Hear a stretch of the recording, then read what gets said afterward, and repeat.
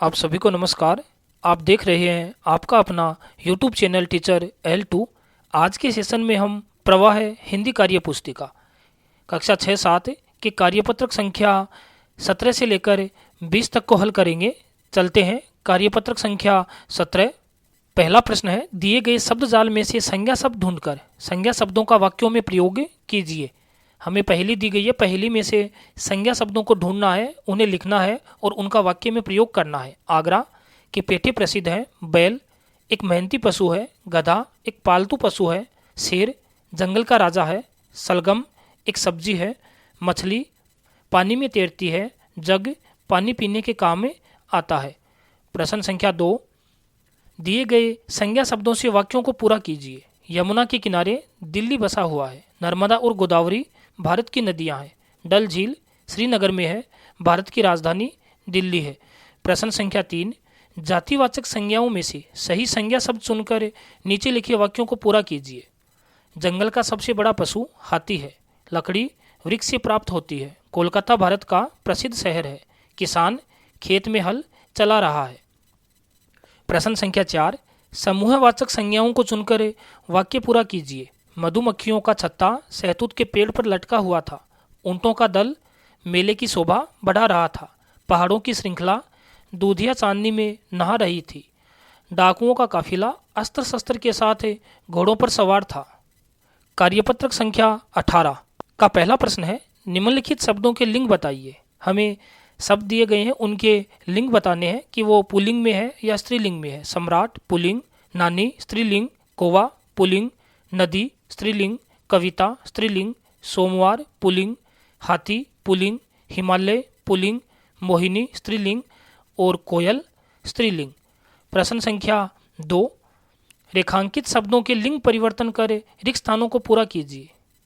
रेखांकित किए गए शब्दों का हमें लिंग परिवर्तन करना है। वर का होगा वधू, पुत्री का पुत्र, गाय का बैल, मोर मोरनी और लड़का लड़की। प्रश्न संख्या 3, ऊपर लिखे शब्दों के लिंग छांट कर लिखिए।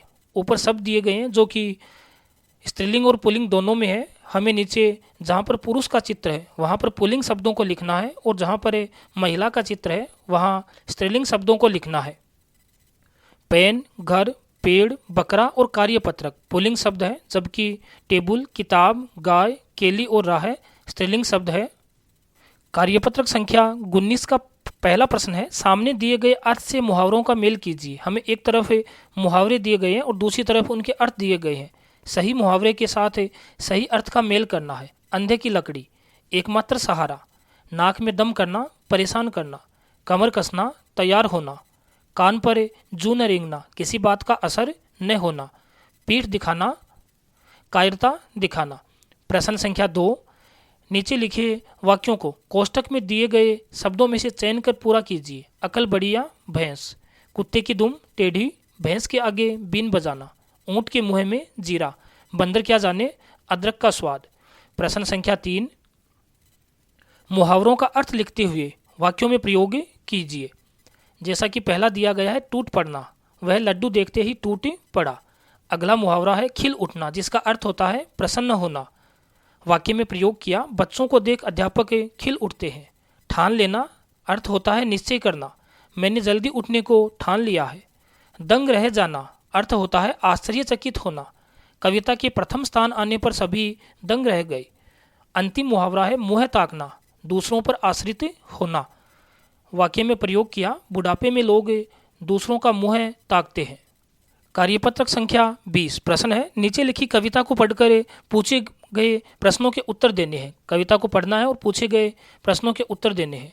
नाव लहर में मचल रही है, धीरे धीरे उछल रही है, कभी बड़ी तेजी से बढ़ती है, कभी कभी वह संभल रही है। चलती जाती दूर दूर तक, बहती जाती दूर दूर तक, नाव हमें लगती है सुंदर, कहीं शेर को निकल रही है। पहला प्रश्न है, नाव उछल रही है लहर में, नाव हमें लगती है सुंदर। प्रश्न संख्या 3, नाव कहाँ के लिए निकल रही है? नाव शहर के लिए निकल रही है। प्रश्न संख्या 4, कविता को समझते हुए अपने शब्दों में लिखिए।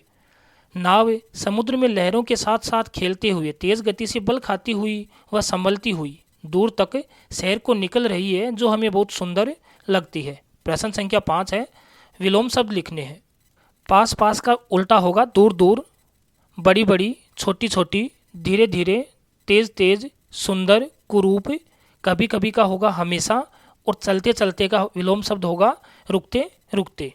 इस प्रकार हमने कार्यपत्रक संख्या 20 तक हल कर लिए हैं। आगे के सेशन में हम आगे के कार्यपत्रक को हल करना सीखेंगे। आप सभी का बहुत धन्यवाद।